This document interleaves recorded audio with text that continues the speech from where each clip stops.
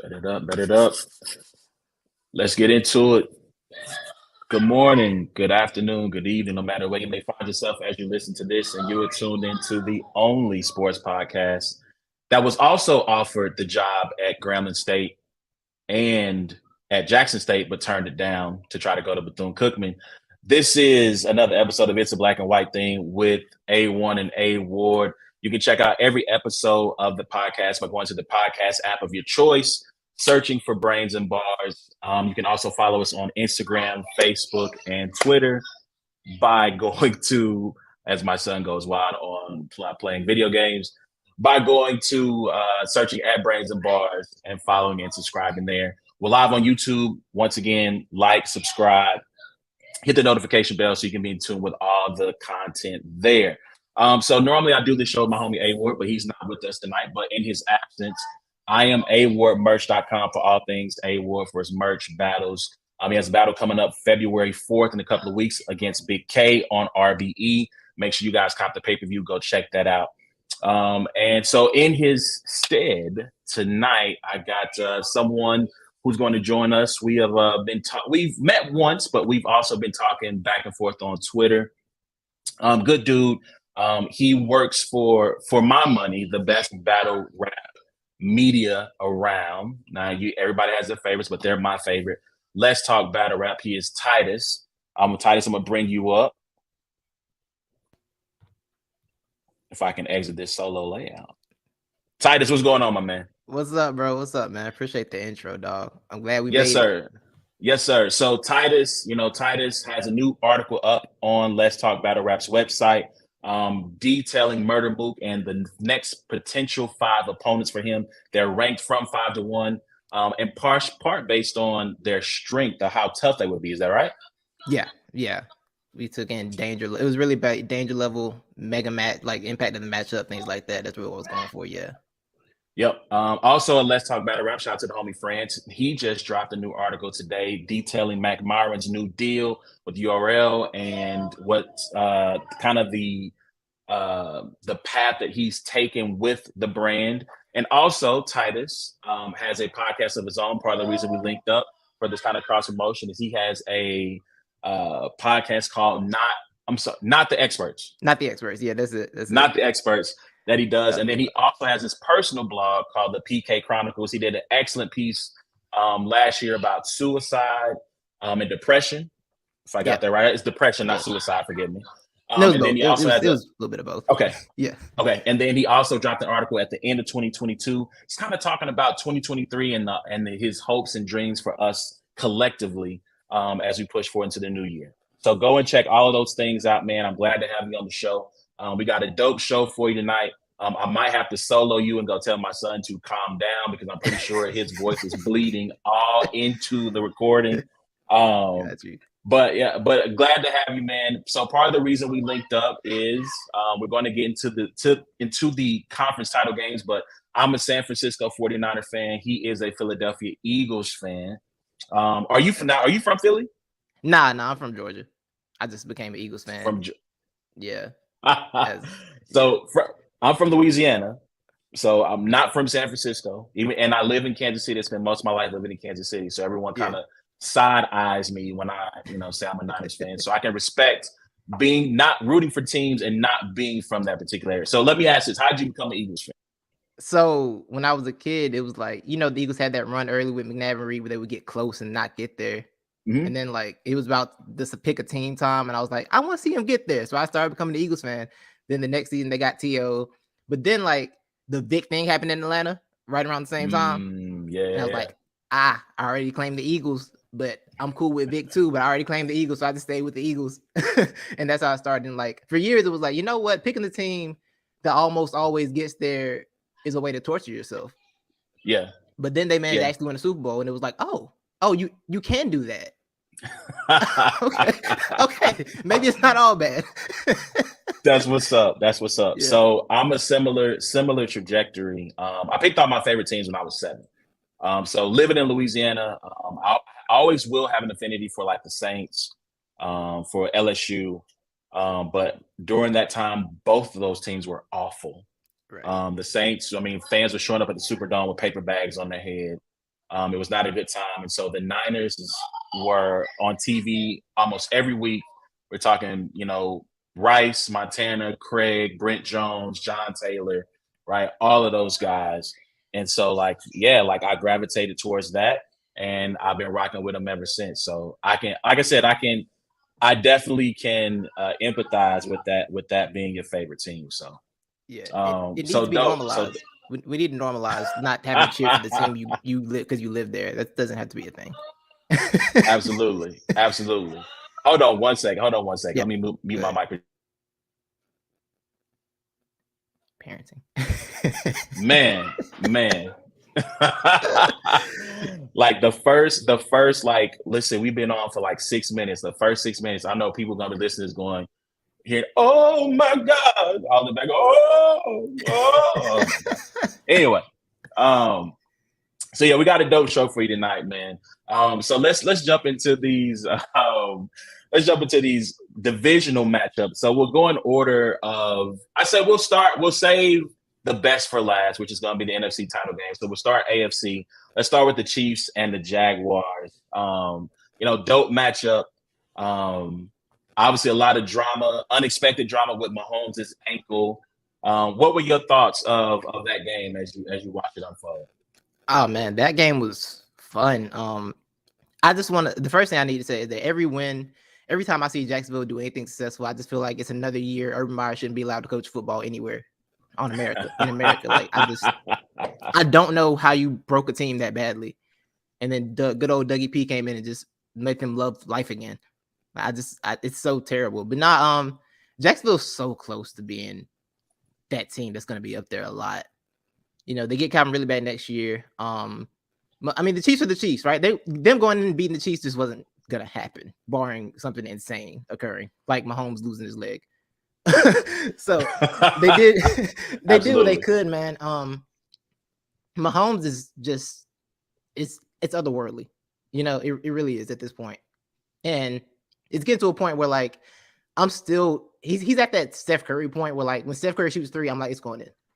But Mahomes throws a pass, I'm like, it's probably gonna be a touchdown, probably gonna be completion. Like every single time, right? There's nothing it's not much you can do with that. Chad Henne going 98 yards I was so confused. That was my favorite part. Because like I looked down. That was no go ahead. I was looking at my phone because I'm like, damn, I'm trying to see what's happening with Mahomes, trying to see the play again. And I'm like, wait, are they at the goal line? What just happened? What? Man, shout out to Isaiah Pacheco, who had about a 30 or 40-yard run during that drive. And I in the group chat, I hit my friends and I'm like, yo, like my man's got to see a running coach because his form, like he runs literally so hard. And I'm like, it should not look like this. Like it needs to be more graceful or something. And shout out to Colin Saunders, his teammate. He put on Twitter with a video of the run. He goes, I know my man was making that sound the whole way down the field while he was running. I'm just like, bro, like, but that was the game, right? Like that right there is probably the drive of the game because it allowed the Chiefs to extend their lead, to stay ahead of Jacksonville after Jacksonville had scored a touchdown. And so, I mean, shout out to Chad Henne, man. So I'm going to introduce you to one thing and I'll let you keep going about with your thoughts on the game. So on the show, I have a lot of theories that have been questioned by A-Ward, my friends in general, right? And so I have this theory about the backup quarterback. So assuming that you have your quarterback, your offensive line, and your skill positions intact, to me, the most important position on your team is the backup quarterback. Just for situations like Saturday, where Mahomes goes down and you have someone who's not going to come in and wet the bed, right? And like Chad Henne in not last year, but 2 of the last 3 playoff runs, the game against Cleveland, he comes in where Mahomes goes out with the concussion.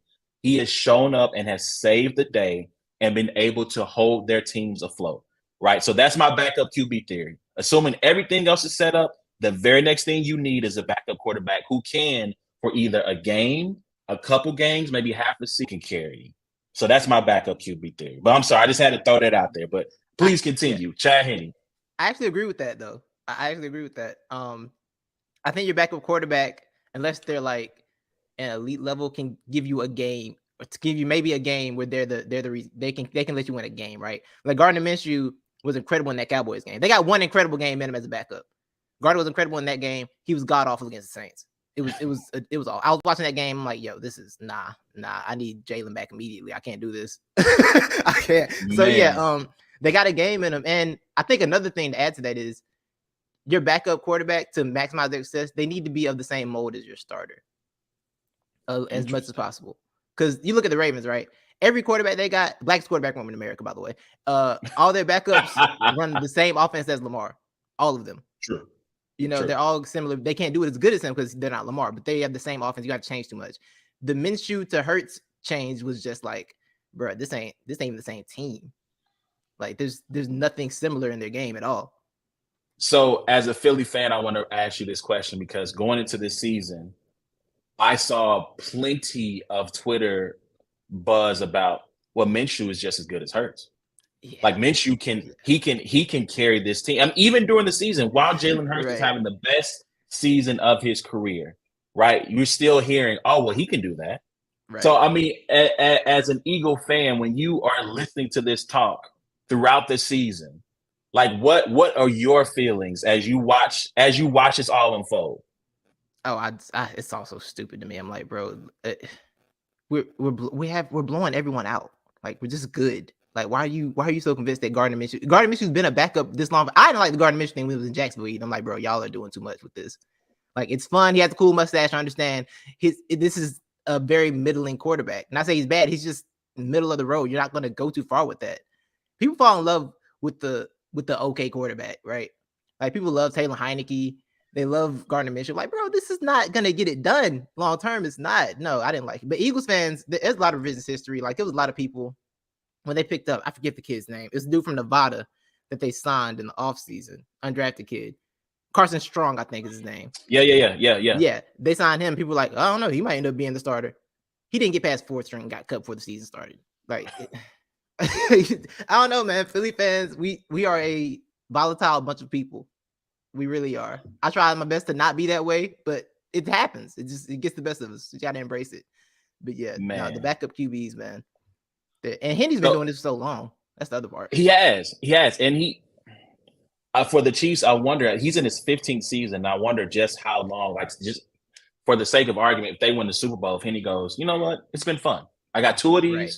You know, I've had a good career. Or he could continue to be on that, I like to call the Chase Daniel train of just being a backup quarterback and collecting checks. And maybe once every 2 or 3 years, I actually have to do, like, my job, right? Like, other than that, I just sit on the sidelines and just chill and just be a legend at the bank. You know what I'm saying? So that's an interesting discussion. Now, I do want to get your opinion on this because, you know, as for that game, again, I thought Mahomes to me was the MVP. I thought around the halfway point, I know there was discussion of Jalen versus Pat, who was the MVP. And I know it's even in Vegas at a certain point, Jalen was the betting favorite. Right. Until Patrick overtook him.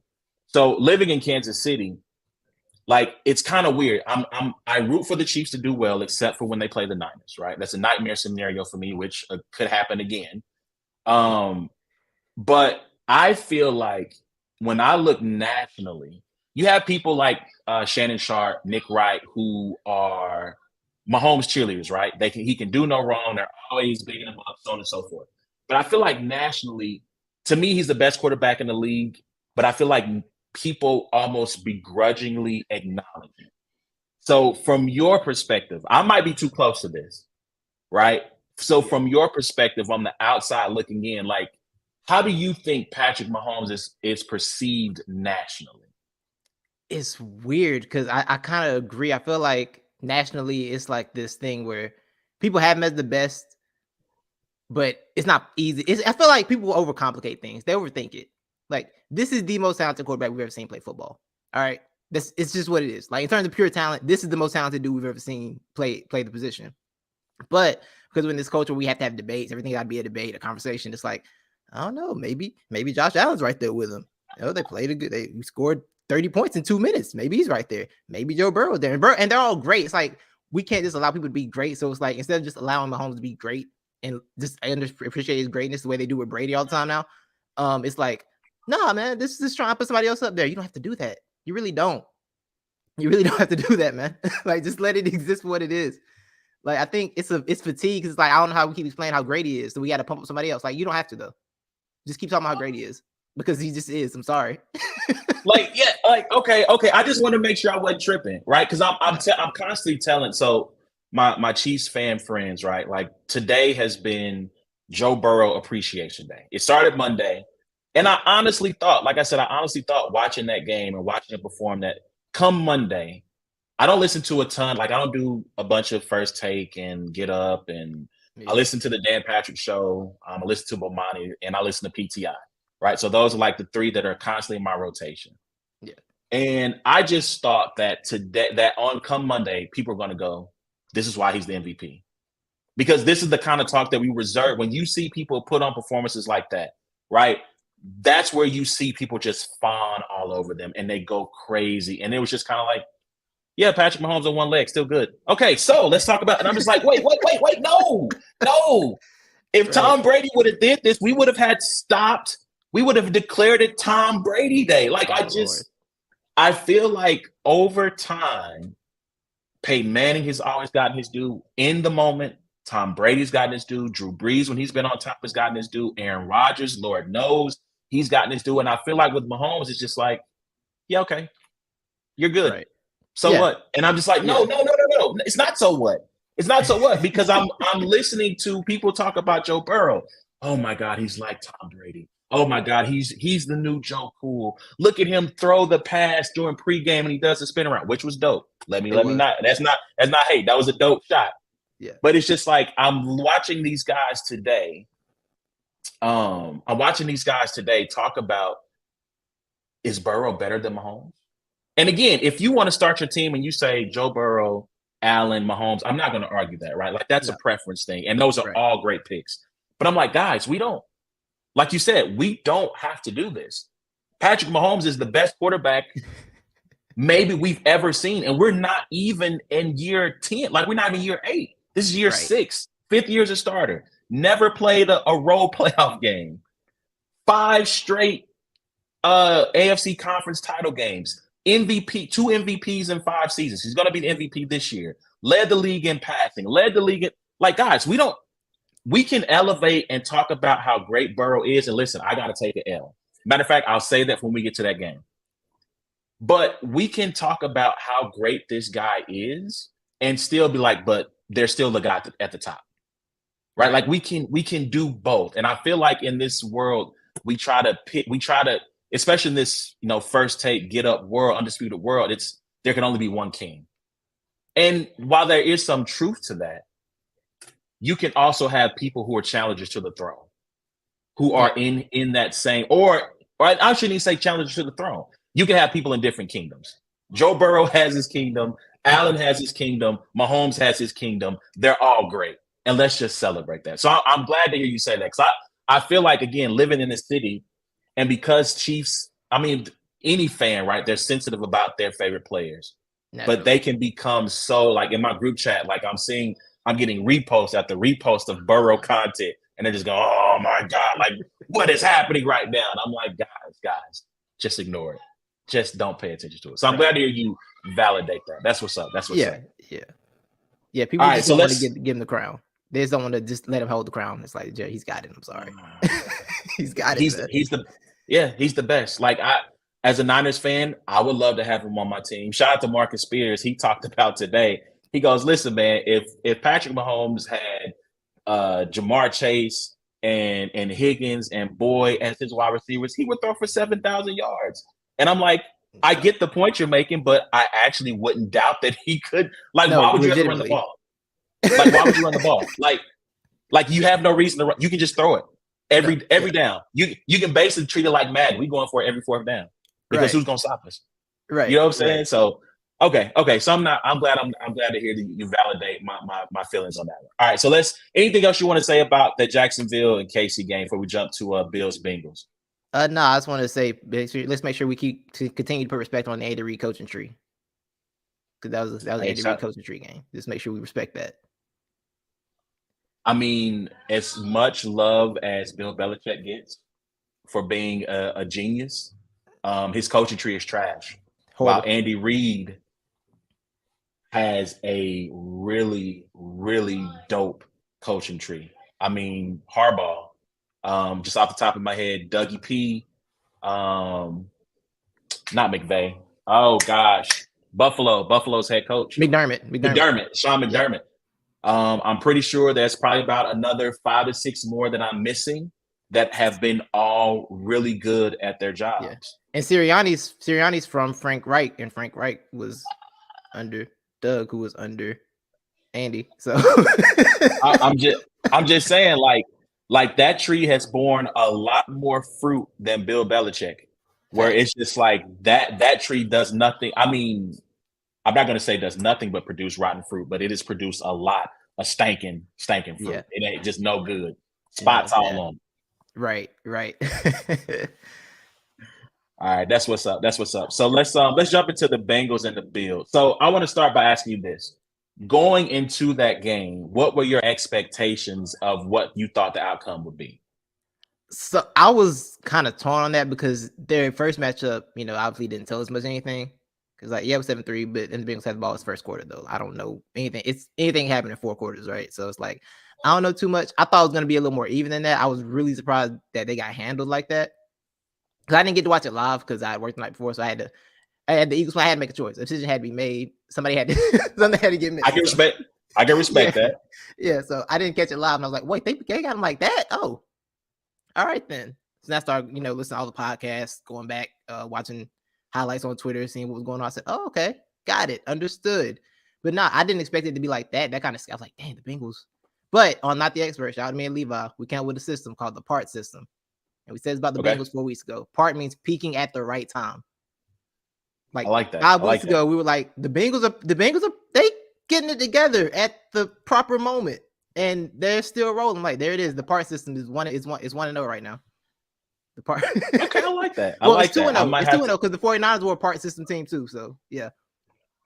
I might have to actually, borrow that from you guys the next time, next football season. Oh, that's what's up. Man, so watching that game, so I did, based on what happened in the wild card round, both of them honestly probably should have lost. I had no expectations. I think I predicted, I know I put on the at Brains and Bars Twitter page, I put that I had the Bengals winning the game. I just thought that Josh Allen, he's reverted back a little bit to the guy that will give you opportunities to get a fumble recovery or turn the ball over. And I thought that would be the difference between winning and losing. Because the one thing I'll say about the Bengals, right, they have the names on offense, but they don't necessarily have household defensive names.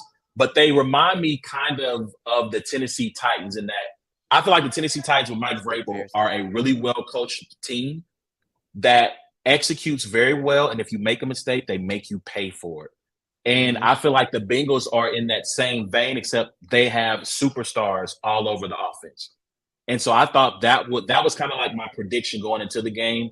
And man, them first 2 drives, cold, ruthless execution. It was surgical what they did to them those first 2 drives. It looked like 7-on-7. 6 plays, 7 plays, touchdown. And it's 14-zip off rip. And I'm just like, yikes, guys. This might be a long day. And I mean, shout out to Buffalo for fighting back and getting back in the game for at least a half, because it was 17-7 at half, and then it really wasn't a game after that. And I got to shout out Lou Anarumo, who my homie Marcus was like, well, do you think that their defense is overhyped? And I had to think about it, and I said, well, I don't think their defense is overhyped. I think their defense, it might be getting overpraised. I think it's an overreaction, in part because you shut down Josh Allen and the vaunted offense on that end. However, when you have a team that doesn't run the ball, and when you know they're going to pass, it allows you can just pin your ears back. And where I salute him is how clever he was with disguising his blitzes. He was sending Dax Hill and Mike Hilton on corner blitzes where it didn't look like it. And because the route concepts for the Bills were deep, they weren't taking short passes, they weren't taking checkdowns. They were just teeing off on Josh Allen and just if they weren't getting the sack, they were just battering him and speeding up his process once he finally realized, if he realized that they were, he had a free guy coming his way. So I do have to give them credit there. And their team with a lot of confidence, man, a lot of swagger. To be fair, it's earned, right? Like, you're the reigning AFC champion. You've beaten the Bills, you've beaten the Chiefs this year, who are the other two teams that everyone thought were going to be there at the end.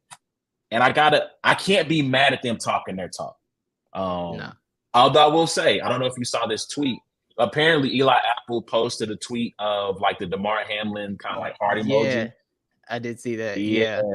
He had like Cancun on 3 and then did the heart, the Damar Hamlin thing. I was like, ooh, that's ugly. Yeah. That's ugly. Like Eli is the A verb of the NFL.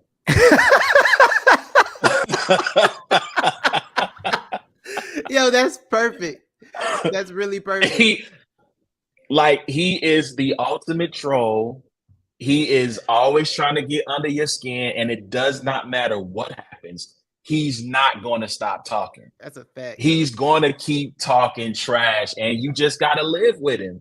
The city homies, I'm going to put this out here for y'all.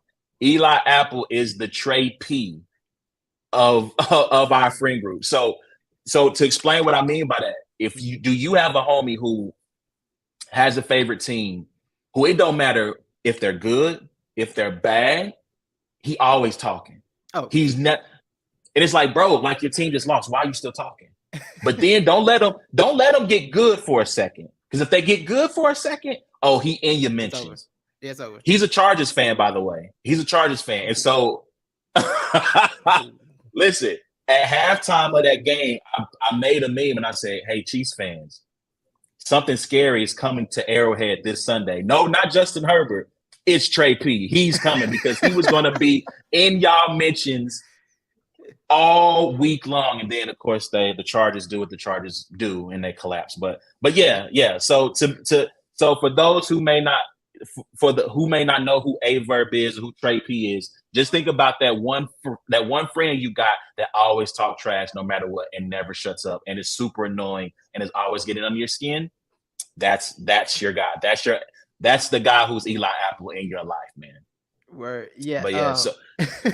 Well, I want to know. So with the Bengals, right? One thing I think that swag that you talk about, I feel like when Joe Burrow's your quarterback, you don't have a choice because that dude. I like that. I didn't think I'd see. So I gotta give him a confession while I'm here. I'm in a safe space. Now I'm gonna give a confession. When Joe Burrow came out, no judgment zone. I didn't believe. I wasn't a believer. I wasn't a believer because one, the LSU team was the most loaded roster I've ever seen in college football offensively. Two, I'm like, he's like 24 years old, bro. How he just get good? He just got good at 24. What are we doing? Like, we gonna act like he was the same age as Lamar in college. I'm like, bro, what are we doing with this? I don't trust this. And then he came to the league like, oh, I was wrong. I was wrong. You know what? While we confessing, while these are our confessions, let me go ahead and take my L as well, because I too was not a Joe Burrow believer. Like you said, it's one of the most stacked teams of all time. It is the greatest individual season from a quarterback of all time. It is, however, not the greatest quarterback play of all time. For me, that's Cam Newton. That Auburn team, I think, had one person make the draft. Cam Newton taking that team to a title, the greatest quarterback play of all time. Anyway, it's not here nor there. I'm getting off script. But after their run last year, I was in group chat saying, hey, he's not top 5 QB for me right now. Hey, this team is going to finish third in their division. I had them finishing behind the Ravens and the Steelers because I thought, no way Mitch Trubisky can be worse than Ben Roethlisberger was last year. Boy, was I wrong. And listen, hey, I had a reason. I think, did they start out 0-2? I think they started out 0-2, or at least, or 1-2. Yeah, they started out slow, and I was like, "What did I tell y'all? Listen to me now, believe me later on." And then they turned it around. And so I have to eat some humble pie here too. I was wrong about Joe Burrow being. I knew he was going to be good. I did not see him being this good. Right. And so I do have to salute them in that fashion, in that manner. So yeah, we both on the same boat on that one. There we go. Yeah. Absolutely. Do you watch the Do you ever watch The Office? Did you watch The Office? Yeah. Okay, let me ask you what you think about this. So I refer to Zach Taylor as Michael Scott because, like, I don't know. I don't know what you do. I don't know how this works, but somehow your branch is always top in sales. And I don't know what Zach Taylor does, but somehow the Bengals are back in the AFC Championship game. Like, what is he doing? What does he do? I don't know.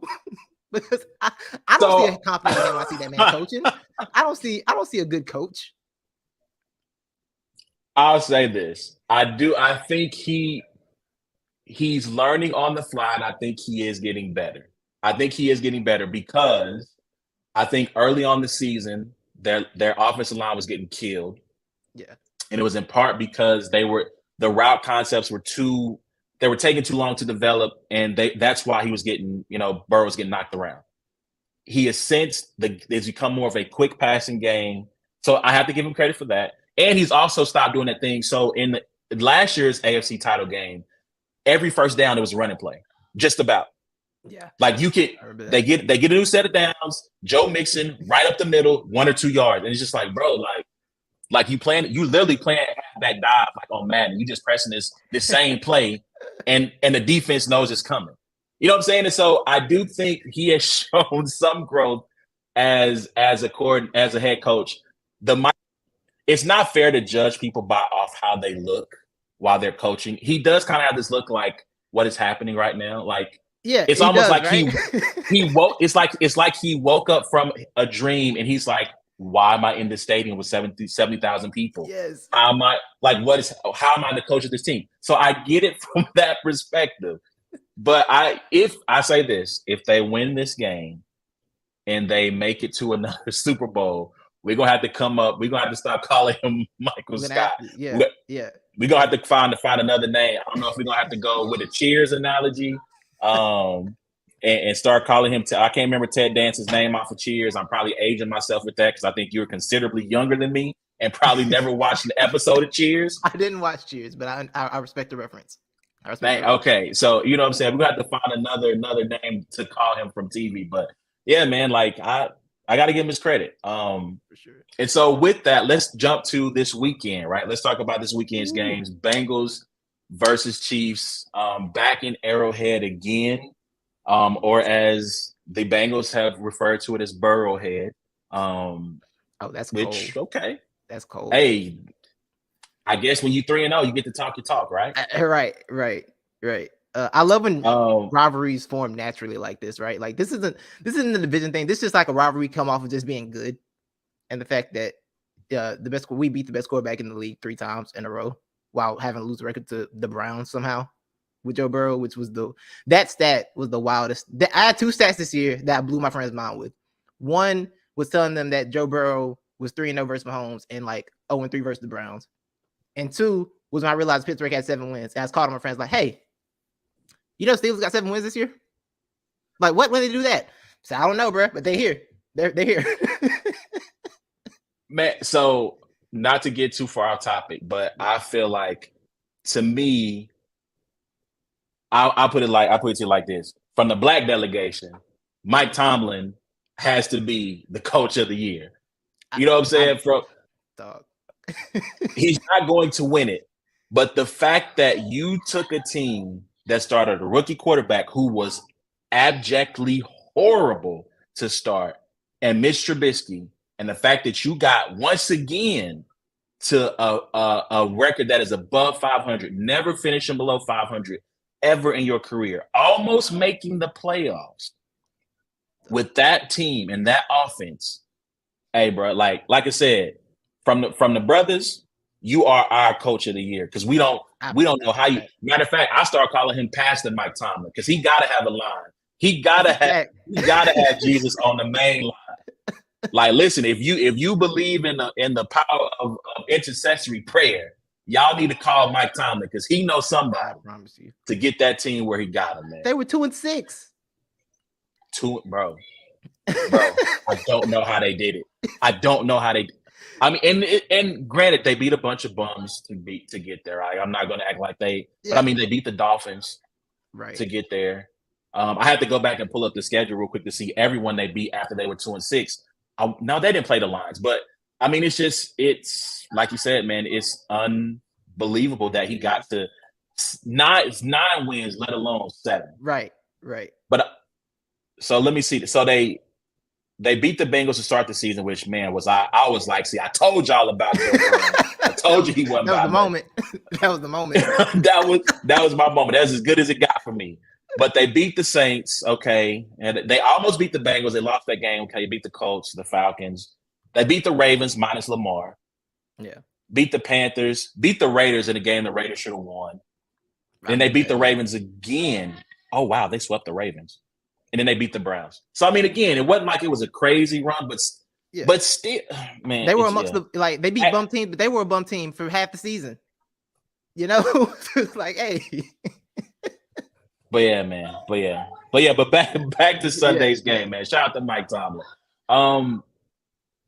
So let me. What is your key to the game? If you had to say, like, this is the thing that I'm looking for in terms of, like, this could be the thing that one of the key things, because it's not just one thing, but one of the key things you think that might determine who wins this game. Outside of Mahomes' mobility, which I think is going to be important. I believe my thing with the Chiefs this year has been, I don't know how long you can go without having an elite wideout, right? Like, Travis Kelce's great, but it's like, at some point, it's like, you gotta I feel like you need a receiver to take the top off at some point, right? Because somebody might just keen on Travis Kelce, like, this is gonna be this. You're not having Travis Kelce day to day, right? And the Bengals could do that. So if they're able to limit Travis Kelce, I don't know if those guys are gonna be able to step up in the receiving court. If Juju, if Hardman, and who am I missing? I'm missing somebody. Tony, MVS. Yeah, Scantling. I don't know if those guys are gonna be able to step up, and I think that's gonna matter at some point. That's the key for the Chiefs for me. Is how well you can just keep Travis involved in the game. Because I know Pacheco gonna break one. Pacheco's gonna be fine. Because that dude, I said so my phone that said Pacheco runs like wherever he came from, he can't go back ever. Like, wherever that dude came from, he can't go back. Nah, he's not going to go back. That's how Pacheco acts. So his energy's gonna be there. That's the key for me though, is how they can keep Kelce involved. If Kelce can't be limited, because as good as he is, he's still the only weapon. And sometimes when you're the only weapon, it can get shut. It can't get stopped, especially if Mahomes isn't mobile. That's the key to it. I know they want that game badly. They really want this win, because the idea of them going 0-4 to somebody doesn't seem like a thing that's going to happen. It doesn't seem like a thing that's going to happen, but it's also like, if Mahomes isn't there, bro, maybe they just got your number again. You have to delay this another year, you know? And God bless, I don't want the media run that's going to come from that if they lose this game. I really don't, because I don't want those conversations. You remember when the Warriors lost to the Cavs, the 3-1 lead, and then it was Kyrie's better than Steph Curry? Remember that time? I don't want that in my football life. I really don't. And not even like putting Joe Burrow and Kyrie in the same category, but like, I'm just, it's just a conversation that doesn't need to happen based off a single game result. It doesn't need to happen. So, not to get too derailed, but let me just say this about Kyrie. No player has benefited more, at least in the NBA. I want to go across all sports. No player has benefited more from one championship than Kyrie Irving. Because when it was 3-1, all you heard was he dribbles too much. He doesn't make anyone better. He takes the toughest shots. And what did Kyrie change in games 5 through 7? Nothing. He still dribbled too much. He didn't get others involved, and he still took the toughest shots. It just, everything came together in a perfect storm. And if not for that championship, everything that happened after that is just made a little bit worse if he doesn't have that one ring. The failed leadership attempts, what's happened in New York, him showing up, on Zoom meetings while his team is playing, going to birthday parties when he needed personal day. Like, all of that stuff is made just that much more worse if he doesn't have a championship. So, yeah. Yeah, I hear you. That's fair. But yeah, I think for the Bengals, they just got to go beat the Bengals, I guess. Like, I think they're offensively, they're fully capable of making plays, because they're just, like you said, they're loaded everywhere. Joe Mixon, T. Higgins, Tyler Boyd, Jamar Chase. Like, and thing I was just realizing the other day, it's like, yeah, the Bengals have great offensive line. I'm like, you know what? You can't have everything. You can't. You gotta give up at some point. There's something you can't have. You got to receiving core. You got to run it back. Okay, you don't have the greatest offensive line. You can't get it all, bro. You can't. I'm sorry. Something's got to give. I agree. I absolutely agree. So for me, the thing that I want to watch for, and I'm trying to see if I can pull this up on the fly while I talk, is going to be, speaking of the offensive line, can the Chiefs get to Joe Burrow? Right? They have struggled at doing that. The first time they met, they sacked him, I believe, like 4 or 5 times. So I'm looking this up right now. Let's see if I can see it. I don't see it on this one. So they sacked Joe Burrow 4 times in that first matchup where the Chiefs were up, I think either 14 or 18. They end up coming back in that regular season matchup. Yeah. In the playoffs, in last year's title game, they did not sack him once. I don't think they sacked him in this matchup in the regular season. So after getting to him 4 times the first time they saw him, I think they have 1 sack since that point. 2. So in 2 games since that first matchup, they've only sacked him twice. And Chris Jones, you want to talk about stats that blow your mind? As great as he's been throughout his career, no sacks in the playoffs. Not a single one. 0. Wow. Not a single sack in the playoffs. And one of the things that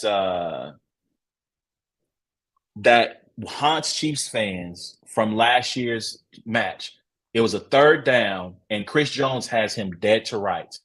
He grabs him up top. He can't get him down. He tries to take a swipe at his legs as Burrow escapes. Burrow skips out of that, and he runs for the 1st down. And I think that might have been the drive that ended up tying the game, ended up sending it to overtime. Like, they have not been able to they've been able to pressure him some. They've not been able to sack him.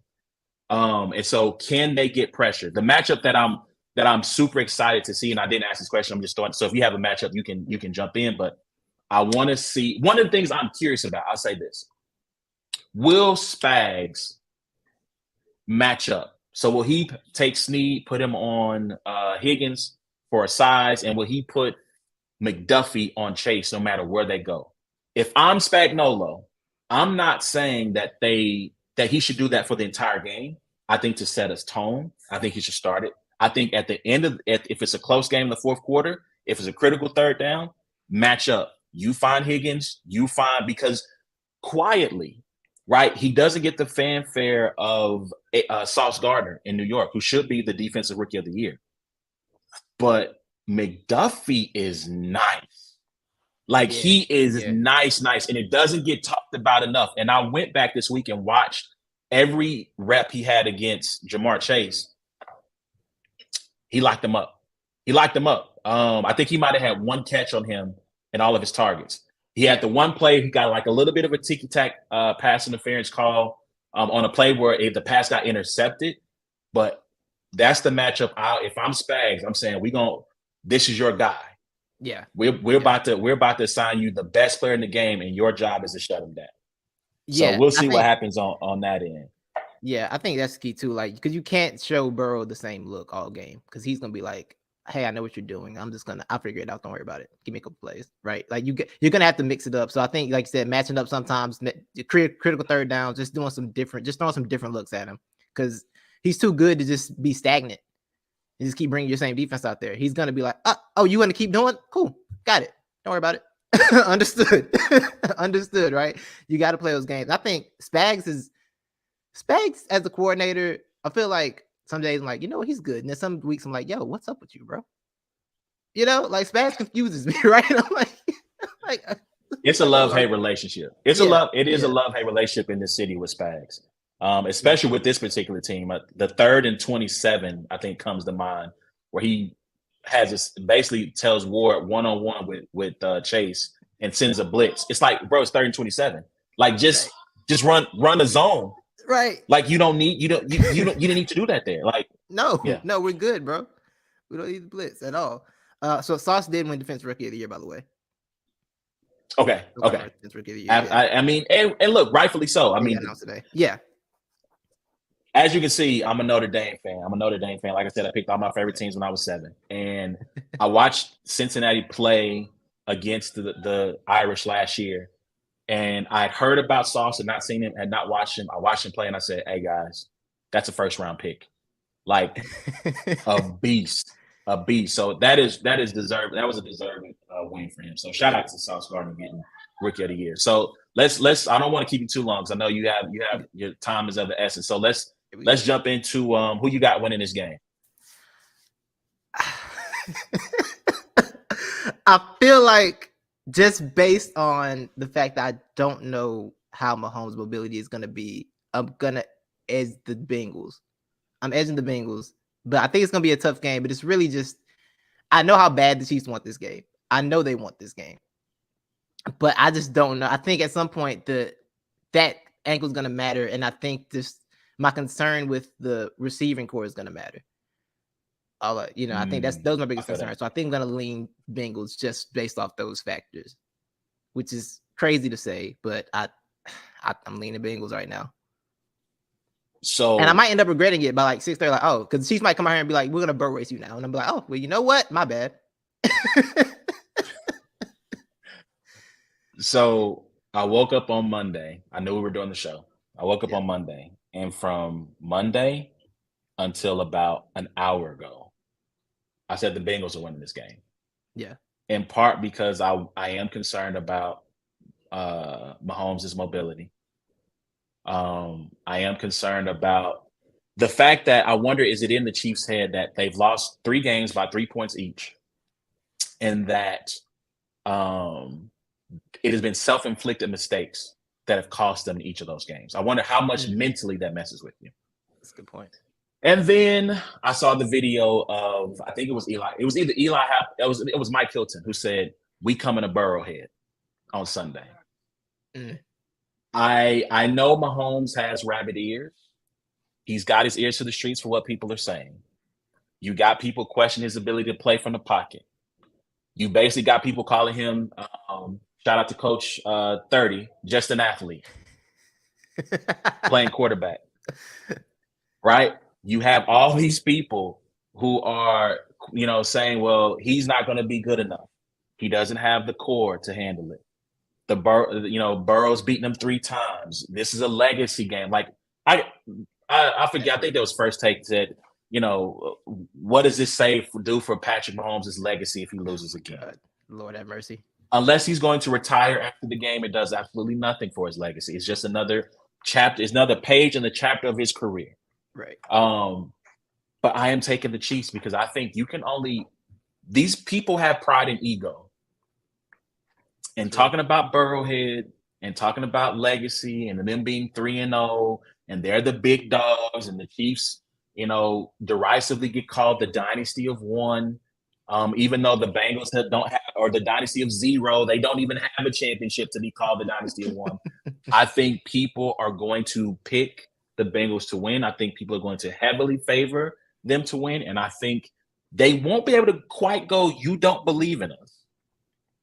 But I think that this is going to be the year where they finally get it done.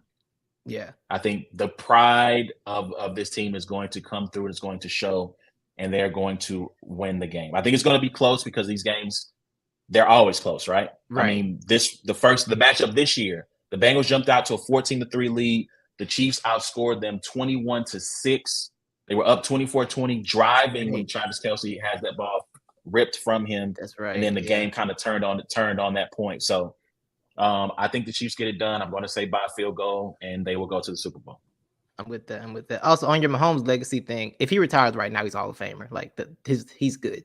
He's listen, like we can't do the legacy talk. He's good. He's done everything already. So I'll say this. Like, if he were to win I told my homies, I said, if he wins another Super Bowl this year, he's got to be like top 10 all time. Yes. Like, just because of resume. Again, he's going to be the MVP again. 5,000 yards, 50 touchdowns. Super Bowl would be probably 2-time Super Bowl MVP, 2 championships. Like, that's Giannis type stuff, right? Like, we celebrate Giannis in part because of everything that he's done at such an early age. Like it's the greatest start to a career in NFL history. Unless you want to talk about Bart Starr or something. But it's Dan Marino with rings. All right, that's what it is. It's Dan Marino with rings. Dan Marino threw for like 5,000 yards in the 80s, which I still look at that and I'm like, bro, how'd you do that? Like, it's Marino with rings, and it's nothing to nothing to discuss.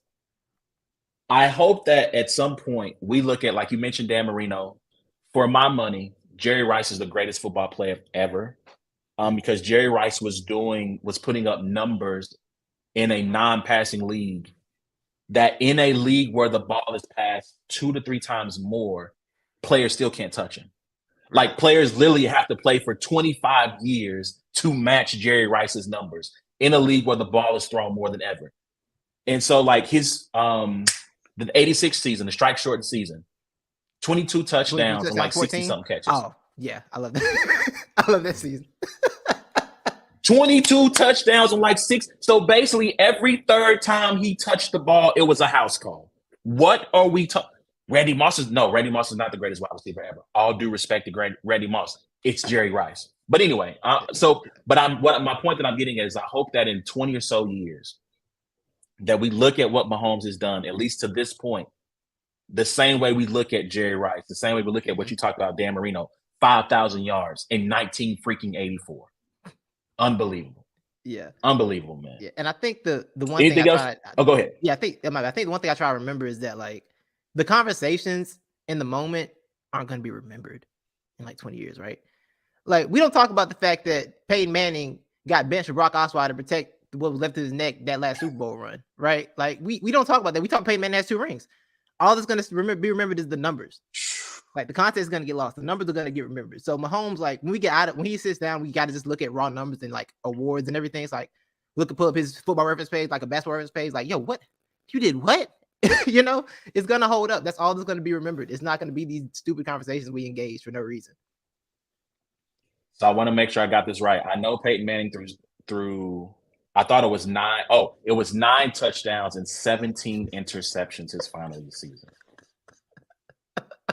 Like, that was Jordan. I don't know. That was Elijah Wan in a Raptors jersey. Right? I can't even, because Jordan was actually good with the Wizards, right? Like, I can't even call it Jordan with the Wizards. This is this is Patrick Ewing in a Seattle Sonics jersey. Like, that is what that final season was, and he walked off with a chip. Right. Like, one more. This is Big T versus Easy. Like, to give it another battle rap reference, that is what Peyton Manning's final season stats of 9 touchdowns, 17 interceptions. That is Big T versus Easy. That's a good one. So that's a good one. Anyway, but y'all let us know what y'all think about this AFC matchup. Who y'all got? Y'all got Bengals, Bills. Let's jump into this NFC matchup. How much time you got left? So I want to make sure I'm good. I'm good. I'm good to like 9. Yeah, we good. All right. Cool. So let's jump into this NFC. I feel like there's not a whole lot to really talk about with this first game of Giants versus Eagles. Man, let me tell y'all something. Let me just get this rant off real quick. Y'all got to stop this. I get it. It's the NFL. It's one game a week. It's not like the NBA where you get 3 and 4 opportunities to play. And so, it's not as consequential. But y'all really got on national TV and on Al Gore's internet in the year of our Lord, 2023, and had the nerve to get up here and talk about, man, the Giants got a chance. Did you see Daniel Jones? It was the best game of his career. He's looking like a franchise quarterback. The boy is no, let me slow down. I'm not gonna call him trash. He's mediocre. He's not a franchise quarterback. And y'all got up here and got them Giants fans' hopes up, thinking they was gonna walk in at least make it competitive. Do y'all know what happened the first time they met up? 26-point beatdown. What did you think? Y'all played with them people's emotions, and that should keep y'all up at night, that y'all did that to them Giants fans. Got them out here believing that they even had an opportunity, a scintilla of an opportunity to win that game. I was watching the game with my uncles and my dad. We're in a group chat together, and they're hoping to God that the Giants win, so that if the Cowboys won, they get the home game. They go for it on 4th down, and he goes, "Why would you do that there?" When that first 4th down, when it was 7-0. I remember that. Yeah. And I said, because they can't stop them, and they know it. They know what's about to happen. That's exactly what was going on. They know what time it is, and they know they got to get a touchdown because they know they about to go right back the other way with it. And as an Eagles fan, I'll let you have the floor. I got my little rant out the way. The floor is. What did you think about that game? Business was handled the way it needed to be handled. Yeah, the Giants. I don't fear I just didn't fear the Giants. Cause I'm like when we played them that first time, I said, okay, cool, we're good with that. That second game obviously didn't mean anything. It was just Philly was locked up. Just all right, let's get Jalen Hurts some reps and see what we can do. Just get out of here. Did that, handle business. This game, I was like, I'm not too worried about. I'm only worried because it's a divisional game. That's my only issue. Divisional games can get weird sometimes. Like that's my only issue. But middle of the second quarter, I'm like, okay, cool, we're good. Cool. I'm just gonna enjoy this night. I'm gonna enjoy this easy playoff game just because of the fact that you don't get easy playoff games all the time. So you really got to embrace that. You know, you got to embrace the playoff beatdown. I'm like, you know what? This is awesome. Let's get in there and get out. I think the Giants conversation is more interesting when you ask like Daniel Jones and Saquon Barkley are both up. What you gonna do? So I put that question out on the Brains and Bars Twitter page, and 85%. It was like a little bit over 100, 130 something votes, I think. 85% said Saquon Barkley is who you sign. If you can only sign one, it's Saquon. And so I'll say this, right? Another coach who should be up top 3 potentially for coach of the year. What he did with Daniel was commendable, right? Daniel was a turnover machine. He's been that his entire career. He was not that this year. Mm-hmm. He was at times Tebow-esque with his production. Yeah. Not in that he was missing players or, not in that his, it was trash until the fourth quarter. Right. In that his stats were they were paltry. Yeah. I mean, that's what it was. So very much so. So, I mean, he gets credit for at least protecting Daniel Jones from himself and allowing him to be successful and using him, I mean, kind of like Tebow. I mean, to be honest, with all the design runs. But Saquon, it's different when you put the ball in Saquon's hands. It is, right? Like, you put Saquon, split him out wide, you hit him on a slant, he's taking it 30 yards. Right. Or you give him, you have a well-designed run play and he's making a house call. Like, and thankfully you get to play the Vikings, whose defense is awful. And you get to, and of course you look like, a franchise quarterback against that offense. They're trash. Their defense is awful.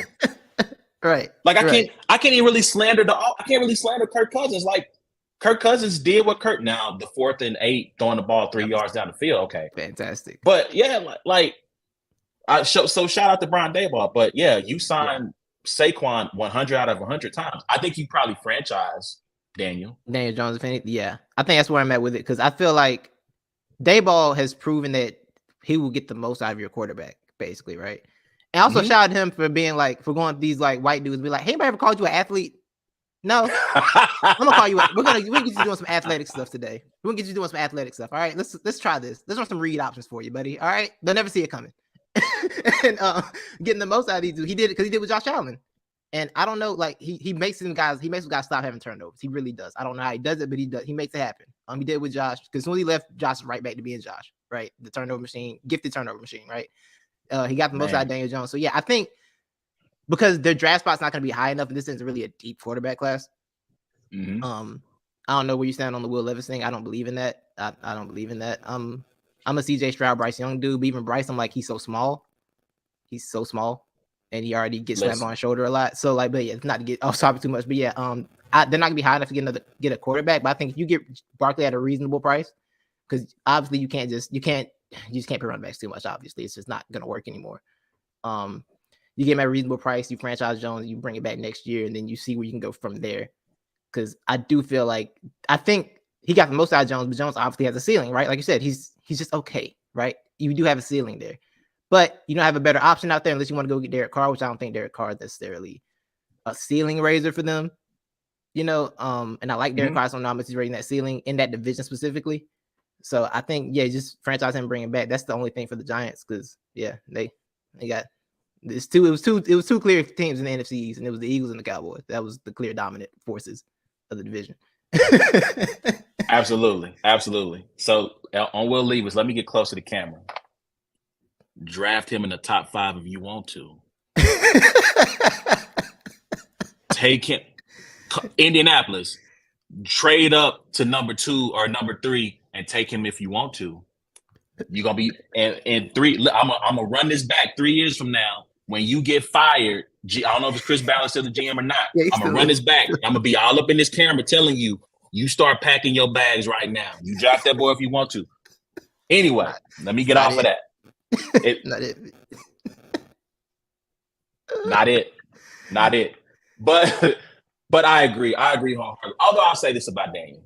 I wish A Ward was here because A Ward is a Daniel Jones believer. He believes that if you give him better receivers, maybe he could be the Jalen Hurts of next year. That's fair. Can go. That's fair. You know, I don't necessarily think D-Hop is that guy. Like it's not the equivalent of going and getting AJ, right? Like it's not the equivalent of that. But if you go and upgrade his wide receiver core, I think A Ward would tell you if he was here that Daniel Jones could be Ryan Tannehill. Like I don't think that's not a bad place to be because I think we've seen you can win with Ryan Tannehill. You can be successful with the Ryan Tannehill like quarterback. So if he can get to that point, I think you got something. I think you got something there. And with that, I'm not a big believer in Wink Martindale's defenses, but with the way that defense plays, I am a believer in Dexter Lawrence. Right. And I forget the other young man, the other interior tackle. Thibodeau. Well, I forgot about Thibodeau. No. Who was the kid they got from USC? They contemplated trading him, but they did not. What is his name? I can see his. Now I got to go look up. Oh man, it's not Dexter Lawrence. Let's pull this up real quick. Yep, it's going to bug me till I see it too. Leonard Williams. Oh yeah, there you go. Yeah. He's tough. So I'm a believer in him. I'm a believer in Kayvon Thibodeau, who showed all the concerns about him were unwarranted. Right. So with that defense, Julian Love, shout out Notre Dame, playing Pro Bowl safety level. They got something there on the defensive side of the ball. So yeah, if you can upgrade, from Isaiah Hodgins and Richie James and the ghost of Kenny Golladay, if you can upgrade from that. I just think injuries, man. Yeah. Because he was nice in Detroit. Right. I think injuries just took what was left of his ability. And I hate to see it because I really like Kenny Golladay. I did too. Yeah. But yeah, man. So anything you want to say so we can jump to this Dallas Cowboy Niners game? Because there's not a lot to say. It's not. Let's get this Cowboys game. I can go to like 9:20, by the way. I'm good to like 9:20. I'm not. Yeah. Okay. So let me say this. I'm pretty sure at some point my dad and my uncle and my cousin who are Cowboy fans are going to see this. And so I say this with all due respect. I'm glad your team lost. Because one thing I was not going to be able to handle, if y'all would have won that game and they would have made it, the talk on the timeline would have been nauseating. Look at y'all look at all the Dallas Cowboy haters. We still here. Y'all gonna show up and watch us. 47 million people tuned in because they love to see us. Y'all love to see us try to lose and go sit down in San Francisco. It would have been all of that rah.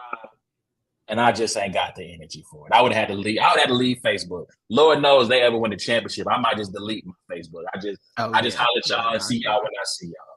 Yeah, it's okay. But they should have won that game. Even with all of that, they should have won that game. And Dak played like Jimmy Garoppolo. And that was a sentence I did not think I would say about Dak Prescott. In a game where he needed to play like Brock. Like this is a crazy 2 sentences back to back. He played like Jimmy. He needed to play like Brock Purdy. If he played like Brock Purdy, they win the game. Like that is a crazy thing to say. Because from a guy who is really good though. Like that's the thing. Like he's good. Right. I just don't know like what happened. What happened? So full disclosure, I picked Dallas to win the game. I picked Dallas to win the game because I was half right because I thought that the Niners offense has not seen a defense this good all season. For sure, since they've been on that win streak. They haven't seen a defense that good since they've been on that win streak. And the speed with which that defense was moving, especially up front with Odigizua, with I'm going to call him Dexter Lawrence, with Tank Lawrence, DeMarcus Lawrence, yeah. Micah Parsons, DeMarcus, thank you. DeMarcus Lawrence, yeah. Micah Parsons, my God. Dude was he's everywhere. He was everywhere. And the fact that they lost that game with that defensive performance, I mean, it's on Dak. And so the floor is yours. Like your thoughts on that game and how it unfolded. Yeah, so and actually I had a lot invested in this game because one, I'm not on the people like I want to beat my division rival in the playoffs. I don't want to play y'all because like the idea of having to deal with the week leading up to playing Dallas in the playoffs, I didn't want that in my life. I didn't want that stress. I'm a North Carolina basketball fan. That whole Duke Final Four thing that week, I was like, I hated that week, right? Hated everything about that week. Hated the game up until we won. Like, nah, I don't like this. I don't like that stress. I don't like that stress in my life. So I was glad to see the 49ers win. But yeah, with Dallas. Yeah, you're right. I was stressed out too. Yeah, right? So yeah, Dallas, I had to think about it. Like, was I stressed that week? Yeah, I was. Yeah. So the Dallas thing, I'm like, okay. The defense is doing all you want them to do in the situation. They're rattling. They're getting the Brock enough. Moving them off the kilter. That's one of the most like just off pure talent. That offense is just talented everywhere, right? So it's like you get stops, you got to take every stop. I'm watching that game like, yo, I'm loving this defensive battle. I really am because it's two great defense. It wasn't bad offense necessarily except for Dak, but it's like two really great defenses going against each other. That's all it was. But nah, man, I'm with you. I feel like Dak is really good. I've always respected Dak, begrudgingly, of course, but like I always respected Dak. It's like, no. What's up with you? Are you okay? Like, what's going on here? I mean, part of it's on him, part of it's on play calling because they don't. Do you see how creative these offenses are these days? And then you see Dallas, and it's like, we just gonna run our stuff. It's like, all right, I guess, bro. I guess. So, I mean, the loss of Pollard. I mean, that's the turning point. That hurt. Yeah, that hurt. That's the turn because he was now. Granted, the Niners defense does not give up a lot on the ground. I don't think they still haven't given up over 70 yards rushing to a single back. I think Kenneth Walker might have gotten close in the division round, but they haven't given up 70 yards. Like I don't think it's either been all season or it's been like something like 15 games in a row. It's some crazy stat like that, right? And so he was. I mean, Tony Pollard was earning money, right? Like he was making. He's going to be a free agent. I don't know if the Niners, if the Cowboys will franchise him or what they'll do to see if they can retain him, but they can't lose him because Zeke is done. It's over. Right. Like the spirit is willing, but the flesh is weak. It's not there anymore. And I had a guy at work goes, they pay him so much money, he needs to be better. I'm like, when you watch it, I don't care. It don't matter what that dollar sign is behind your name. He can't be better. He wants to be. The only thing I think Zeke can do now for his career is you remember when Emmett went to the Cardinals and he racked up like 20-some touchdowns basically just on 1-yard runs? Yeah. Because he was just that's essentially all he did. Like that's all Zeke is good for at this point. It's just with the goal line. We don't necessarily want to put Tony back there because we don't think he has the stature to handle going between the tackles like that. Hey Zeke, come on. But yeah, once they lost him, and they basically tried to use CD kind of like in a Tony Pollard type way with, jet sweeps, bubble screens, and try to just use his explosiveness. But that was it. That was all they had. Right. Yeah. That was all they had. Yeah. And it, again, like I feel for Dak, man. Like I hated it had to be them because I do, like I said, my family members are Cowboy fans, friends who are Cowboy fans. And I hated it had to be my team that eliminated them. But yeah, like I don't think. Yeah, I have nothing. It was Dak. It's on your show. So here's the thing. Here's the thing about Dak. I don't know if you need someone to put the game on their shoulders if he can be that guy for you. Right. Because that was clearly hey guys, if we're going to win, especially once you lose Pollard, hey boys, hop on my back. It's on me. I'm taking us to the win. Right. And he might be kind of like Alex Smith plus, Yeah. Like a rich man's Alex Smith, where like if everything around him is perfect, you got a great chance to win. But if it starts to break down, the odds are not great that he's going to be able to take you and drag you 100%. to that W, man. And 100%. And as a quarterback of the Cowboys, that was the game to do it. Like, yo, go win it, bro. Listen. I'll say this about Brock Purdy. He was a 7th round pick for a reason. He is playing above that selection. I had a friend ask me during the game, like, do you miss Jimmy now? And the answer was a resounding no. I don't miss Jimmy. I will never miss Jimmy. And the difference between Brock and Jimmy is this. Last year when the Cowboys played the Niners in the playoff game, and again, my family members are bemoaning the fact that they're losing, they're going to lose. And I said, guys, let me tell you something. As sure as I'm living and breathing, Jimmy gonna throw you one. Right. He's gonna do it at the worst moment. Right. And he gonna bring y'all back in the game. The way y'all need Dak to carry y'all, Jimmy gonna carry you to an interception at the worst moment. And sure enough, he throws a horrible pick. Cowboys got within, I don't know if it was 3 or 7 at that point because they had a big lead. And yeah, that's what it was. Like, but Brock Purdy, now some of that is luck because Trayvon Diggs had an interception he should have picked. Dropped one, yeah. Some of that is luck, but he does not make the big mistake. Now, does he kind of Walinda tightrope walk that when he's like pivoting, reverse pivoting, and running back 30 yards where he got these monsters chasing him? Yeah, he's on the edge sometimes, but he does not make. He is yet to make that kind of like, oh my God, why would you do that? I've yet to say that while I've watched him play, and that has been the major difference, at least in the playoffs, between him and Jimmy. And why, if they do make the Super Bowl, you absolutely, without a shadow of a doubt, you don't start. Don't play him. Don't, Kyle. I will find you. Yo, I will find you, Kyle. I saw Shanahan saying that like Jimmy could be held by the Super Bowl. I'm like, why would that matter? Why would that mean anything? So, only if Brock gets hurt. Right, yeah. Like if Brock gets hurt, then yeah. That's a great insurance policy to have. Right. Because, for 3 quarters, he outplayed Patrick Mahomes. And if we could have been like Donald Trump and stopped the count after the 3rd quarter, after they took that picture after that interception, we would be Super Bowl champions. Right. But because football games are 4 quarters, he stunk up the joint in the 4th quarter. Patrick Mahomes became Patrick Mahomes again. I guess the Monstars, the ability that Jimmy had stolen from Patrick was given back to Patrick, and they won the game. Yeah. So, yeah, man. So where does Dallas go from your standpoint? Do they fire Mike McCarthy? Zeke is done, and poor Zeke having your final play with that team getting knocked over by a linebacker as you snap the ball as if this was Pee Wee football. God bless. Thanks for the memories. Right. But do you? So I know the hot name is Sean Payton. If you're Jerry Jones, you're 80. You're not getting any younger. Do you go and fire Mike McCarthy and go get Sean Payton?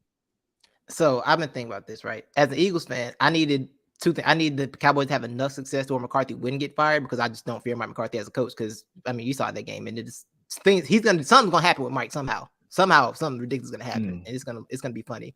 See, I need them to be successful enough to not get him fired, but also not too successful to where they really enjoy themselves. So a season like this season, yeah, this was perfect. This was a great tightrope. But I was thinking today about the Sean Payton thing, and it's like, yo, outside of the 2009 Super Bowl, Sean got a lot of playoff stinkers on his resume too. Who you tell no lies. Who was the coach when the 7-9 Marshawn Lynch earthquake run happened? That was Sean, right? Like he's got a lot of these too. Sean. But I do think he can raise your quarterback ceiling for sure, right? I mean, he was doing good work with Jameis. He's obviously, him and Breeze had great chemistry, obviously. I think he can raise the floor of that roster for sure. But I don't know if a full house clean is going to get you anywhere because that roster is still going to be that roster. If that roster offensively is flawed, I don't know where you're going, right? I don't know how you're elevating past the 49ers, who still are going to have everybody back next year, basically, somehow, because they got some sorcery with the cap over there and their drafting ability. I don't know you're elevating past them. I don't know, and I don't know you catch up to the AFC teams either. I don't know what the ceiling on this team is, but the problem is the window is right now. Trayvon Diggs, Micah Parsons are cheap right now. CeeDee Lamb is still cheap. This is your championship. This is your window right here. So whatever move you make, you got to make sure it's the right move. It better be the right one. So if you're gonna clean house, but you better bring the right people in, right? Like if you're gonna fire Kellen Moore, which I think Kellen Moore was. I mean, he was only a hot coaching candidate in Dallas. That was it. There's the only team that was talking about making that coach. Remember that? It was like, Kellen Moore, they keep him in house. Okay, can't go for Mike McCarthy. Yeah, that's if Byron Leftwich got fired, he can go too. They got Byron Leftwich out here once bad season with a 40-year-old quarterback. They're like, you got to go. Man, with Tom Brady watched behind, man, like, come on, dog. Like, that was wild, right? I don't want to derail this. I'm not gonna. We won't, but yeah. San we on the same wavelength. Like San Francisco. They talking about, man, San Francisco for who? For what? Absolutely not. San Francisco went and drafted Trey Lance because they wanted a quarterback who, when things broke down, could make something happen outside of structure. Right. The only thing they should be kicking around Tom Brady's career is the "is he dead" kick. Like there's no reason, none whatsoever, to go from immobile Jimmy Garoppolo to the statue of Tom Brady. No, because if the pocket breaks down, that man was terrified. Yes. Like, I'm gonna give you one quick analogy, and we can move on. Yeah. In my mid-30s, I play basketball. Basketball is my favorite thing to play. Mid-30s, my homie Marcus invites me. He works at an after-school program. He's like, "Yo, I want you to come hang out, play with some kids, and play basketball with them. Just kind of hang out, be a good influence, whatever." So I go up there one day. I take off work early. I get off work early. Come up to the school after school to come play with the kids. They had this kid about a sophomore in high school, left hand. He might as well have been James Harden because he is step back, crossover, blow by. He taking me in the paint, posting me up, jump. I can't do anything with him. And I'm like, you know what? I think it's time. Like, you can't play. You need to go pick on someone your own age, Carlos. You can't play with these kids no more. They athletically have surpassed you. Right. Tom Brady was looking at the future in his face, and it terrified him. He was pulling a Jimmy Garoppolo, throwing passes while turning his shoulders and closing it. No, bro. Yes. You're going to get yourself hurt or somebody else hurt. It's done. I'm sorry. We can continue. We can get back. We can get back to the Cowboys. Yeah, but it's over. Basically, with Dallas, it's pretty much just, I think you can make some shuffles, but I don't think clean house is going to get it done because I'm not as good as Coach Sean Payton is. It's a lot of playoff stinkers on that man's resume outside that Super Bowl. You know, it is. Like, when you really look at it, it's a lot of that team was the 1-2 seed, didn't make it back, didn't get done, right? Like, and you can say, the one year they had the pass interference thing, that's fair. That's fair. But also it's like, I don't know, it's still a lot of nothing on that resume, man. It is after that. Yeah. That's he's in that candidate for what one title does for your reputation. Right. Like, he's high on that list too, because you're right. There are a lot of stinkers on that list. Oof. Yeah. Okay. Mike McCarthy, I don't really have to another funny playoff ending. I'm sorry. Keep Mike McCarthy leads to another hilarious playoff ending because, bruh, he's 2 for 2 in Dallas.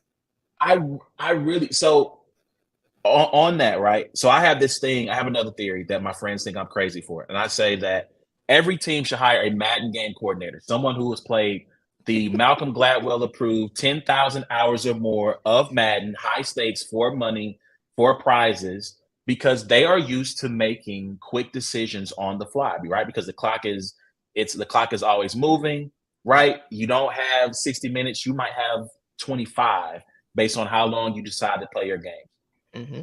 And I say that because we watch coaches who week in and week out consistently blow end of game situations. So case in point, Mike McCarthy, right? That gets sacked on that third down. It's like 240, 250 left in the game. Yep. They run 30 seconds. So how is no one in McCarthy's ear saying, "Hey, coach, if this, for whatever reason, sack, tackle inbounds, and we are not in a position to go for it on fourth down, punt team has to sprint out on this field, get set, and punt this ball as quickly as possible to preserve as much clock so that the 49ers are forced, so we can, extend the game, right? We can call timeouts before the 2-minute warning. If we get a 3 and out, we get the ball back maybe a minute 50. Instead, they punt with like 2:15. Yep. Niners get the ball. It's 2:05. They run one play. They get the first down on the first play. Now 2-minute warning, and it's just like it's like every week. It didn't, and you watch Jim Harbaugh in the bowl game. I'm sorry, wait, which way? Jim is the Michigan guy, right? Jim is the Michigan guy. Yeah. Jim Harbaugh in the bowl game act like he was getting them timeouts put on his check and some type of bonus. You watch his brother take notes and do the same thing and waste all that time in their game. You watch Mike McDaniel get like really 50 seconds to call a play. And I saw Dan Orlovsky try to shoot him some bail saying, oh, well, it's calling a play is really, bro. Nah, B. It takes 2 seconds to say QB sneak. You see it's 4th and a foot. What are you again? You've been calling plays all year, dog. Like and I sit here in my house and I go, I can do this.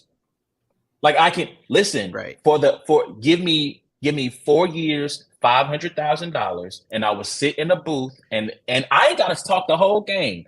2 minutes before, 2 minutes before. No. The last 5 minutes of each half is where I come into play. Hey, coach, this is what we got to be thinking about. This is because obviously somewhere their brains are locking up. Because in that last play, I really want at some point, once some time has passed, I would really love an oral history. A 5,000 word oral history on everyone involved going, what was going through your mind when you saw Mike, Kellen, when you called the play? Tell me, what happened in practice? Hey, Fred Warner, what did you think when you saw Zeke bend over and to hike the ball to the quarterback? And all these guys spread out. I really want to know what everyone was thinking because it's crazy. I couldn't believe that the 49ers calls time out and you see D'Amico Ryans. And I'm like, oh, this ain't gonna work. I saw D'Amico like, this ain't gonna work. Yeah, they're not coming. I'm like, they're not coming back out in that formation. Surely they won't try that again after a timeout. And they came back and said, no way. It was so crazy. I said, this is so absurd. I wanted to work. I was like, I want this to work just for the absurdity because I need to know what the plan is here. That you're so confident you came back out with that. Because D'Amico clearly told them D'Amico clearly said, go hit everybody. Just hit everybody. And they're like, cool. Because they love to do that. The 49ers defense loves that. They're like, yeah, we get to hit people. It's fun. Like them brothers went out there and called the annexation of Puerto Rico and thought that was going to actually work in it. Like, that's what they like. Come on, dog. Come on. Dog. But nah, that was great. But who's the best center in football? Ezekiel Elliott or Jason Kelce? Who would you take? Hey, Zeke's form was nice though. I mean, I came back the form. The form was nice. Shotgun snap too. I told him, I said, hey, Kelsey's messed up a shotgun snap or two here or there. Zeke didn't do it. Zeke 1-0. Zeke 100% on the shotgun snap. Hey. I just want just take me to practice when they say Zeke. This is what we have to do. And I know Zeke went home and said, "Babe, you won't believe this all bull they got us up in here in practice." Like, cause you know they went home and said that. Man, this is some foolishness. What is this? Nah, like if I'm Zeke, and this is my last play as a Cowboy, we closing the door. I'm getting 45 seconds with Kellen Moore in the office. We're gonna close the door real quick. We're gonna talk. Come out real quick. quick little minute. Hey, you gotta run my fade. Yeah, I need That's a minute hilarious. That's hilarious, man. But yeah, man, y'all let us know what y'all think about that game, man. Where do the Cowboys go from here? Is Dak the guy that can get them to the next level? Hit us up at Brains and Bars on Twitter, Facebook, YouTube. You can jump in the comments of the video too. So let's get to this. This is what we're here for, right? Like as soon as I couldn't jump on, so I saw you after the game ended, and you had a space going. I couldn't jump in there because I was kind of busy. And you hit me up like, yo, like this is the perfect time, like to jump and collab and do a show together. Niners, Eagles, the final game, which I hate that. Final game of the evening. What's your confidence level going into this game? Let's just start there. If we go 1 to 10, 1 being I'm losing my mind, 10 being we got this. What's your confidence level at? It's really at about a 5.5, honestly. Like, this is such a toss-up because, I mean, you've seen me on timeline for weeks. I've said for weeks, I'm terrified of the 49ers. Please keep me away from the 49ers. I don't want any problems with the 49ers. I don't want that smoke. But now looking at it, it's like, you know what? these are the two best teams in the conference. So let's get it. Let's have fun. Like I'm good either way, right? Winning or losing, I'm excited for this game. I want to see how these teams match up. I want to see what the plans are for each other. But yeah, confidence level is a 5.5. And if I watch that Fred Warner clip of him chasing down CeeDee Lamb one more time, it's going to be about a 3. Because that I can't watch that clip enough. I can't. That is such like I didn't realize how impressive it was in real time. Yeah. I heard Olsen mention like, man, like this is a linebacker running stride for stride with the wide receiver, and it's just like, okay, yeah, but is Maher going to make the field goal? Like that's in the moment, yeah, you don't have time to celebrate. In the moment, it's like, yo, yeah. My mind is right, but yeah, watching the clip of that play and watching him run from the opposite hash all the way over to the other one, and then honestly, if he got his head around late. And he turned around, he might have had an opportunity to pick the pass. Yeah. Like he was in such good position. And look, also shout out to Dak. He almost got it there. That was, I think I retweeted and I said, that was great on great. Right? CD was a beast in that game. Fred Warner, obviously an all-pro. And Dak made an incredible throw in a very tight window that almost got there. Yeah. And so like, that was a great play, but yeah, man, like after watching that I was like, wow, like that, he's on my team. Like I got that, you know what I'm saying? Like, yeah. I'm legitimately excited for this matchup. I just think, like you said, it's been the two best teams in the NFC pretty much since about week probably 5, 6. Because I don't know how long. Yesterday is what 33 games in a row, or whatever. The 49ers have won straight at this point. Like they just haven't lost in a minute. So it's like, okay, we're here now. So since the Chiefs game. Yeah. Since the Chiefs game, I was in the building for that game, by the way. I went to San Francisco. That was a birthday present for myself. Me and the family went out there and I was in the building, and it got ugly. It got ugly in the second half of that game. So, but yeah, I think that's week 6. So they're at 12. I think they're 12 in a row. 13 in a row. I think they would, if they win this weekend and next, it'd be 15. 15, yeah. Yes, I'm super excited. I want to see how our defense matches up with the 49ers offense for sure, because Shanahan's going to be doing some smart stuff. I don't know if you know this about Eagles fans. We don't really like Jonathan Gannon like that. We're cheering. But I feel like cheering for that man to get that coaching job. See, it is good, right? But the thing is, it's very simple, right? It's not a lot of like the things the Bengals were doing with their players on defense. We don't do a lot of that. It's a lot of, this is our defense. This is what we're gonna run. Go be talented, right? It's not a lot of adjustments and changes in it, which is the thing that Eagles fans don't like. Which is why, hey, hire Jonathan Gannon for your coaching job. That's awesome. Get Jonathan. Take Jonathan Gannon. So yeah, we gotten this far with the coordinator. We don't really trust that much. So this is the type of coach that can exploit a coordinator that you don't believe in, right? Like Shanahan is the type of coach that'll be like, you know what? I got something for you. Don't worry about it. Brock Purdy, Titus, A1, whoever I got at quarterback, I got something for you, Jonathan Gannon. Right? So it's curious, and it's talent on talent, because the 49ers really can do what the Commanders did to the Eagles on that Monday night game in terms of just keeping the football and just you don't get the ball today. Because they had the defense to actually do it. Granted, there were turnovers in that game, but the 49ers defense to top to bottom is better, right? So it's like, hey, you don't get the football. How about you don't get the football for a half? And it's like, okay, sorry. No, I'm just thinking about what you said about the defense being top to bottom better. I think they're even. Better than the Commanders. I'm talking about the Commanders defense. Oh, Commanders. Okay, I'm sorry. Continue. Go ahead. My fault. Yes. Okay. Yes. Yeah, I think they're top to bottom better than the Commanders defense. And the Commanders defense had the Eagles looking pitiful for a half. And it was just nasty work out there for that first half of that game. So I think they can follow that blueprint because you got Christian McCaffrey and Debo, who's they're just whatever. They're just mutants. They just play whatever position you want to play. Receiver, running back.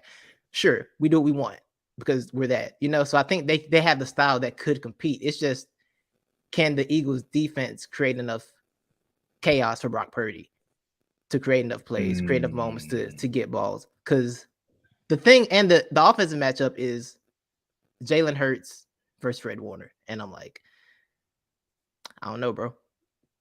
If they run head up on each other, the stadium might collapse on some like Dark Knight Rises type stuff, by the way. I don't need that.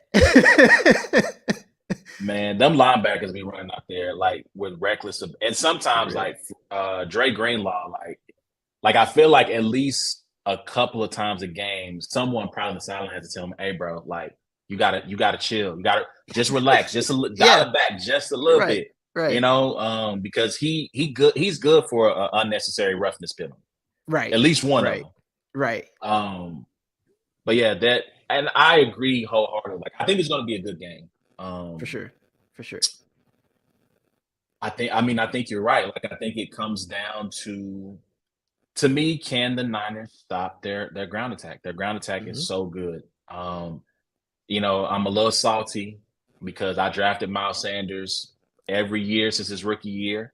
And it's always been disappointing. And the one year I'm like, you know what? I'm good on Miles Sanders. Yeah. I don't want him on my squad this year. It's the year that he actually, you know, shows up, shows out. You know, obviously getting AJ Brown at the receiver, it transformed the offense. It turned Jalen into an MVP candidate because he was throwing to people who look like you and me last year, and it did not go well. And I think I have the same feeling about this game that I have about the Cowboys game, that Brock Purdy is going to be slowed down just enough, and that the offense and that the defense is going to give up just enough plays to the Eagles offense. Because here's the thing about, as good as the Niners are, they do struggle with quarterbacks who can, what am I looking at? What am I thinking about? They struggle with quarterbacks who are mobile. Yeah. They struggled with Jarrett Stidham. They struggled with Jarrett Stidham. They struggled with Dak was able to have some success running the ball. And so if you can move around on them, you can beat them, especially because they play so much man to man. And when you get those linebackers back turn, they need to spy. They need to make sure they spy Jalen a lot. I'm not gonna. I would just put Fred in the spy all game and just let's see what happens until I don't have to. I feel like because he just ran with CeeDee Lamb. I don't know. Like, I'm just this. That's what I'm saying. I'm seeing spy Fred all game on Jalen. We'll see what happens. And low key, man, like Nick Bosa, he has gotten sacks, or he has not gotten a sack in the playoffs. I'm sorry, he's not gotten a sack in the playoffs. He's gotten a lot of pressures. I need for him to be Defensive Player of the Year, Nick Bosa. He's got to get at least one, maybe two. Yeah. But yeah, I don't know. My confidence level is like a 3. I'm a sports pessimist. I always expect the worst. I understand. So that way, if my team, yeah.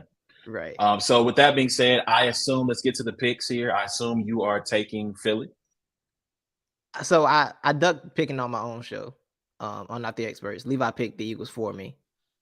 So but here I think I am gonna pick the Eagles but this is gonna be it's gonna be trenches. This is gonna be them old school, like, it's battle in the trenches, because it's the Eagles offensive line versus the 49ers defensive line versus the Eagles defensive line versus everything the 49ers do on offense, which is just whatever they feel like at different points, whatever Kyle Shanahan decides. I'm leaning the Eagles, but I think they need at least 23 points to win. And that's like a lot of points to score on the 49ers. That's so many points. That's a lot of points. It is. Every point feels like a victory against San Francisco. Like, watching them play, I'm legit like, bro, I'm gonna be excited. Every time we get 5 positive yards, I'm gonna be excited. Like, y'all, 5 yards. Because I really just think their defense matches up with what we want to do offensively in the returns of the run game. And the run game sets up the pass game, right? I think the cornerback position might be the 49ers' weakest position, but it's like, how you gonna get to a pass? How you gonna get to that? How you plan on getting there? Huh? You know? Yeah. So I do think Hufanga, he's out there always running around. He has played a lot better. He had a rough stretch at the end of the season, but in the playoffs he's been really good. Now, I will say this: the Raiders showed the blueprint on how you attack that defense. You basically have the linebackers have them move side to side, right? So they use a lot of jet sweep motions, like players going in motion at the snap, that you had to honor the fact that they might get the ball on the jet sweep. Yeah. And then it opened up the middle of the field and windows behind them because they weren't allowed to get depth in the passing windows. So that concerns me. AJ Brown is a monster. Although, look, I will shout out to Travarius Ward. He was very successful. At least the last time he faced DK was eating his lunch in the playoff game. DK was doing his numbers, but he's been successful against more physical wide receivers. But Devontae Smith is he's nice. That's a great number 2 to have. Very much so. Dallas Goedert, right? I mean, like, so, as much as we talk about the weapons of the Niners, the Eagles, conversely, also have a lot of really good weapons that it's going to be. I mean, for the Niners defense, it's going to be their biggest challenge since the Chiefs game. Yeah. Maybe the Eagles game. Not Eagles game. Maybe the Dolphins game because they had Tyreek and Waddle. But at least since that game, where there's just a lot you have to account for. So, can the front four get pressure without blitzing, without doing a lot of blitzing that allows those linebackers to wreak havoc on the back end? Like you said, it's going to be big. Like I said, I have not picked the Niners to win a game yet. At some point, Brock Purdy's going to have at least 3/4 of a bad game. He's had a bad half. He has not had a bad 4 quarters, and I just think at some point, some defense is going to show him levels. I think the Eagles lead the lead in sacks with 70. Yes. And so if they struggle to run the ball, which they did in the first half against the Cowboys, it's going to be a big problem because Hassan Reddick and those guys are coming. Brandon Graham. They're coming. So I don't know for you, but for me, this feels like a game where whichever one of our teams has lead in the fourth quarter, it's like, okay, the defense is going to handle the rest of this, right? Because I feel like if we're down in the fourth and I see Greenlaw and Warner on the field, I'm like, all right, it's gonna be rough. You gotta go get it somehow. I think that what's his name? I'm just blanked on his name. I think Jalen has shown enough poise to where I would trust him if it's fourth quarter, 3 minutes left, and they need to tie the game, right? I would trust him. Brock has been in that situation once. He did what he needed to do against the Raiders. He got him in field goal range. Robbie Gould missed the kick. So he's done it once, but this is a different situation, right? And so again, it's just, can he avoid the big mistake? Like I said, he's been incredibly lucky. He's avoided those mistakes. Can he continue to avoid those mistakes? And can he execute Shanahan's offense one more week to get to the Super Bowl, man? I'm hoping that my pick is wrong. But the Eagles have been the best team in the league for a reason, man. And there's been a lot made about who they played and who they haven't played, and you play who's in front of you. And the thing that I'll say about them is that they have mostly dominated bad football teams. Where you can't say that for everybody. The Chiefs haven't always done that. The Bills haven't always done that. The Bengals haven't always done that. The Eagles have consistently done that this year. So that was my biggest we'll see what happens, man. That was honestly my biggest thing coming in this year, because I was talking to my friends. They're like, are you confident? I said, the thing is, the schedule's not great, but great teams beat bad teams like that. That's what you're supposed to do, right? You don't play around. You get them out of here, right? So that's, you playing who's in front of you, and you're handling them. Good. So I got one more question for you before we get out of here. Who do you want to see in the Super Bowl if y'all win? Who would you rather play?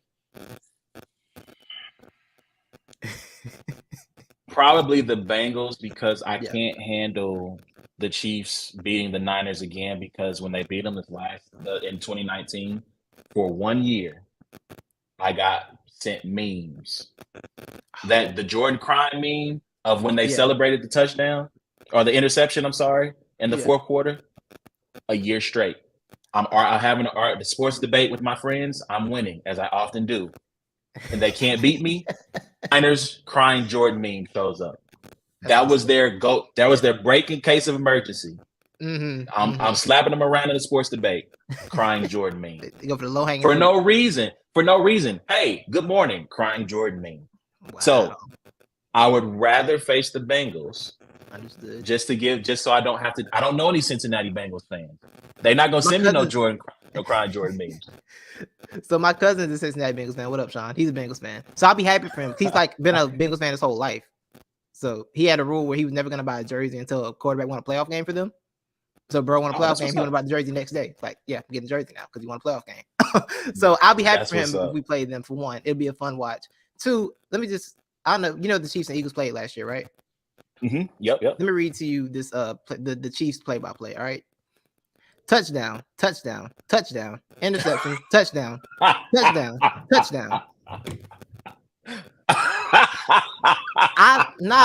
don't want that. I'm good, bro.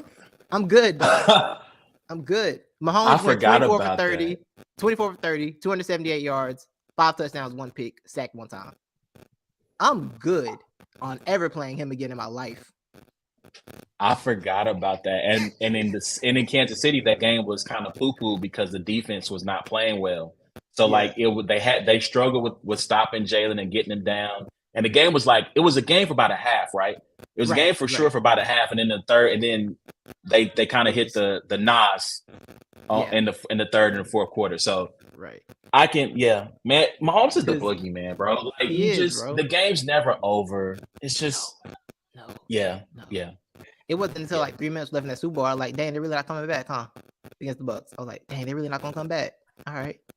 And it's not like he wasn't hitting them with passes. He was incredible in that game. He was amazing. It's not like he lost, bro.